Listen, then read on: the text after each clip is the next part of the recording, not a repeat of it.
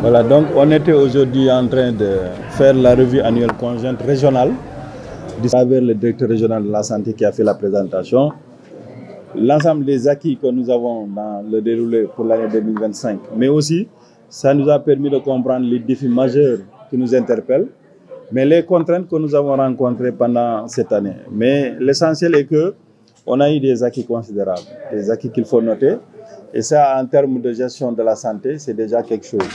Maintenant, moi, c'est vrai, je magnifie les acquis, mais je m'appesantis beaucoup plus sur les contraintes et les défis. Les contraintes et les défis, c'est en termes de gestion du personnel que nous avons. Le personnel de santé doit être beaucoup plus maillé au niveau de la région, permettre l'accessibilité et l'offre de services, quand même de santé, l'offre de services de santé, d'être accessible à tout le monde. Mais ce qui est sûr, nous avons un personnel très bien formé, mais souvent la prise en charge au niveau des structures aussi peut poser problème. Parce que, comme on le dit, si les postes de santé souvent ne sont pas très accessibles, le centre de santé aussi devient aussi problématique. Et nous devons respecter ce qu'on appelle la pyramide sanitaire, ce qui nous permet donc d'avoir une meilleure prise en charge. Et là, nous devons demander au directeur régional de la santé de voir avec l'ensemble de ses équipes comment renforcer le maillage, mais comment renforcer aussi l'offre de santé, mais permettre aussi aux médicaments d'être accessibles à l'ensemble des populations jusqu'au dernier kilomètre, comme on a l'habitude de le dire. Mais on a relevé aussi dans le fonctionnement même à l'interne, la complétude des données qui a été un problème. Ça part depuis ce qu'on appelle la rétention des données, mais des efforts ont été faits et ça, je pense que ça va faciliter un peu le monitoring. Parce que le monitoring aussi, ça doit sur ce qu'on appelle la gestion des données. Et donc tout cela combiné nous permettra d'avoir une meilleure visibilité au niveau des politiques de santé et de voir où est-ce que ça... Maintenant, on a aussi le plan Sésame qui a été évoqué parce que le plan Sésame, c'est même plus qu'une nécessité. Et nous devons faire de sorte qu'on puisse redynamiser le plan Sésame pour que nos parents du troisième âge puissent en bénéficier. Et on va voir comment faire de sorte que le plan Sésame reprenne forme dans beaucoup de localités et permettre à toutes les structures sanitaires de pouvoir l'appliquer correctement. C'est vrai, il y a le remboursement qui pose problème. Mais ça, je pense que l'offre de soins prime d'abord. Ensuite, nous allons voir comment accompagner le remboursement. Il a été question de la prise en charge des factures d'électricité et d'eau au niveau des structures sanitaires. Ça arrive souvent que les structures sanitaires soient menacées de coupures d'eau ou d'électricité. Moi, je dis à ces sociétés concessionnaires que nous reconnaissons que souvent les structures sanitaires leur doivent de l'argent. Mais il faut qu'on juge de l'opportunité de la décision de couper souvent. Parce que aussi, couper des structures sanitaires au moment où ils sont en pleine opération ou bien il y a des femmes qui sont en travail, c'est problématique. C'est pourquoi il faut qu'on réfléchisse sur l'opportunité de prendre certaines décisions. Maintenant, on va mettre en place un dispositif, un cadre de discussion et de concertation qui nous permettra de voir comment anticiper sur ces factures et éviter qu'il y ait blocage de la prestation au niveau de ces services de structures de santé. Et globalement, c'est ce qui a été retenu. Particulièrement, le problème de la pédiatrie de Joal aussi a été posé. Et le conseil départemental nous a donné des garanties pour que d'ici peu, on pourra vraiment rendre la pédiatrie aux soignants pour que ça puisse être effectif. Le médecin a bien fait d'attirer notre attention parce que c'est un problème quand même qu'on rencontre souvent au niveau de la prise en charge des enfants. Et lui, il a voulu être très proactif. Et ça, je pense que j'ai demandé au préfet de l'accompagner. En dernier lieu, on a le renouvellement des CDS. Parce que les CDS, c'est les structures d'accompagnement de la santé. Oui. Donc, je pense qu'à ce niveau, il y a ce qu'on appelle, c'est les conseils de développement sanitaire qui accompagnent donc les structures de santé et qui sont les premiers partenaires en termes de recherche de moyens et de ressources. Pour certains, ils sont en règle, par contre, d'autres doivent être renouvelés. Et j'ai donné une instruction aux autorités administratives de procéder au renouvellement des structures qui sont quand même arrivées à date échue.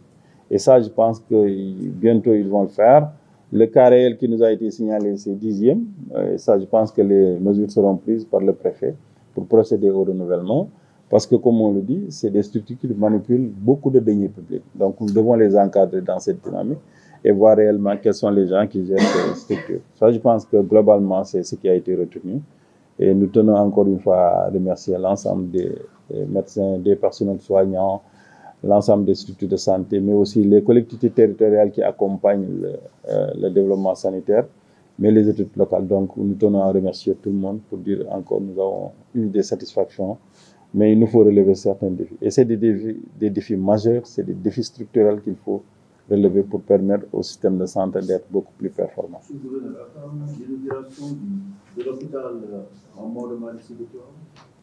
Notre souhait, c'est que l'inauguration soit très imminente. On est en train de travailler avec le ministère de la Santé. On avait des dates, mais vous savez, ça dépend de ce qu'on appelle le pouvoir discrétionnaire de la plus haute autorité. Vous savez, si on veut faire inaugurer par le président de la République, c'est pas au gouverneur de donner une date. Donc, mais on travaille dans la dynamique de l'inauguration imminente parce que nous voulons ouvrir l'hôpital et permettre aux populations de bénéficier de ces soins de qualité. En tout cas, ce sera pour bientôt parce que tout le nécessaire est fait. Maintenant, l'opportunité, encore une fois, c'est pas le gouverneur, c'est la plus haute autorité peut-être qui va définir le calendrier et on va se caler. Mais pour ce qui est de l'inauguration, au niveau local, nous sommes prêts pour accompagner cela. bi ñu def tey muy maanaam ndaje santé bi la wér-gu-yaram bi dañ doon xool ci at mi weesu loolu dañ koy def at mu ne donc at mi ñu génn lan lañ ci liggéey buñ ko méngaleeg li nga xam ne moom la ñu sasoon ci wàllu wér-gu-yaramu nit ñi am na loo xamante ni dañ nañu woon nañ ko matal waaye biñ nañu nañ ko matal dañ ñoo jox ay nattukaay lu ñuy wax indicateur mais bi ñu xoolee indicateurs yi ak li ñu jot a liggéey am na ci yoo xam ne mat na loolu moom suñu moomeel la te dañ koy téye ndamoo ko am na loo xamante ni xaw na sooxe danañ xool li tax mu xaw a sooxe ngir ëllëg mu bañ a tuñee dal mooy maanaam ñu jubbanti ko waaye am na foo xam ne moom maanaam foofu dañ faa lajj te loolu fa ñu lajj nag moom faaw ñu xool nuñ koy lijjantiwaatee ba mu taxaw soo xoolee nag loolu lépp nga dajale ko da ngay am xel mu dal ci wér-gu-yaram ni ko ñi ko dénk di ko doxalee muy le personnel sanitaire am nañu wér-gu-yaram boo xam ne dem na ba ci fi mujj ci gox yi mën nga koo jot ñaareel bi mooy garab yi boo ko soxlaa mën nga koo jot ci fi mujj ci gox yi bi ci topp mooy fu nit feebaree rek mën na jóg dem ci foo xamante ni ci kilomètres yu néew wala ci mètres yu néew fu ñu ko mënee jëlee mu faju ba pare ñu gunge ko ca na mu amee garab yi nga xam ne moom la soxla loolu moom am na ci li ci des nag mooy ñu xool wér-gu-yaram nga xam ne dañ ko am na loo xam ne nguur gi moom lay def ci wàllu financement mais am na loo xam ne dañ ne nañ ko séentu ci collectivité territoriale yi li ci des nag ñu ni partenaires yi ñu bëree ngi ci foofu nag la liggéeyu CDS yi amee njëriñ muy comité de développement sanitaire yi nga xam ne moom la ñu teg waaye collectivité yi territoriales yi muy maire yeeg élus yi dañ leen a ñaax ne leen naam ñu ngi def lu baax ci wàllu wér-gu-yaram waaye li ñu bëgg mooy ñu yokk ko ndax buñ ko defee seen bopp lañ ko defal buñ ko defee askan bi lañ ko defal parce que askan bi moo tax ñu toog fi loolu buñ ko yokkee nag nga sañee yóotu nag ci partenaires yi nga xamante ni ñooy accompagner Sénégal naka la ñuy financer man li ma leen wax mooy dañu bëgg ku feebar boo yeggee ñu faj la soog a xool nag boo jógee ba toog nag ñu xool li nga yor kus néewoon ñaata la ñu dolli ko ci li ñu amoon ngir keneen bu ñëwee ñu mën koo faj donc mooy li ñuy wax rek le coût sanitaire donc loolu itam dañ ciy liggéey bu baax a baax mais gis nañ ni aussi am na gox yoo xam ne fajkat ji fa war a nekk xëy na manqué na tuuti soxe na yooyu dañ ko jubbanti luy DRS di jubbanti la ci wàllu redistribution li ñuy wax maanaam personnel bi loolu du problème leneen li ci nag mooy naka lañ mën a def ba nga xamante ni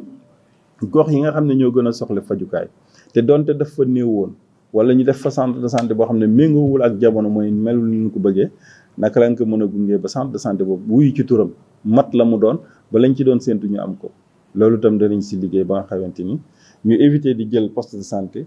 jëmmal ko rek ci turu centre de santé te matuwaay yam war a am du ko am donc loolu day indi jafe-jafe te loolu gis nañ ko fi ba tey léegi nag fàttali nag fajkat bu ci nekk ne la sa cër yow du fexe maanaam fi ngay liggéeyee am xaalis sa cër mooy ki taxaw sa kanam te di Sénégalais bëgg a faju nga faj ko ba noppi soo ko xam nag naka la ñuy def ba suqali lii nga xam ne mooy bërëbu fajukaay bi ndax bu ñeneen ñëwee ñu mën leen a fa te loolu ñu ngi ciy taxaw bu baax a baax wax nañu aussi jafe-jafe yi ñu am si maanaam fayu courant beeg fayu ndox bi dafay am ci bërëbu fajukaay yi dëgg la naam dëgg la mais dañoo lijjanteekul ku war a jot facture bi loolu lañ bëgg nag toog ci waxtaan réunion wax naa ko directeur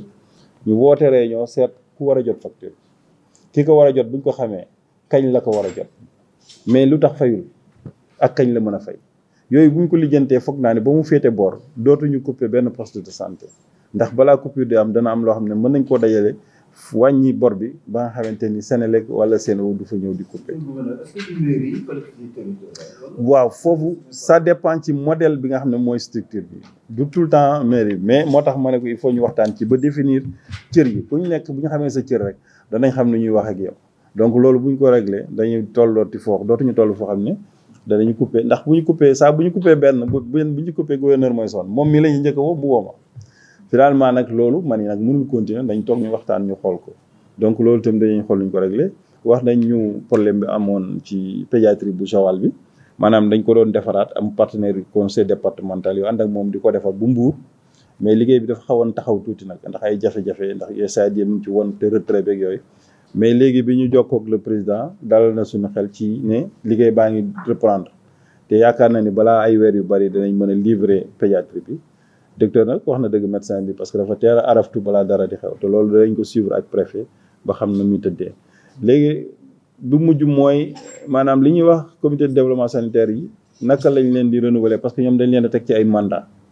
am na nag ñoo xam ne mandat yi jeex na ñu renouveler leen mais am ñoo xam ne seen mandat jeex na te renouveler wuñ leen bu 10e bi moo ci gënoon a fës te boobu wax naa préfet mu jël matuwaay yi pour moom ak médecin chef de district ñu xool naka lañ koy renouveler ndax district yooyu conseil de développement sanitaire dañuy yor xaalis bu takku bi ñuy gungee structure de santé yi te loolu nag il faut ñu xool naka la ñuy renouveler donc loolu moo ci ëppoon solo li ci des nag moom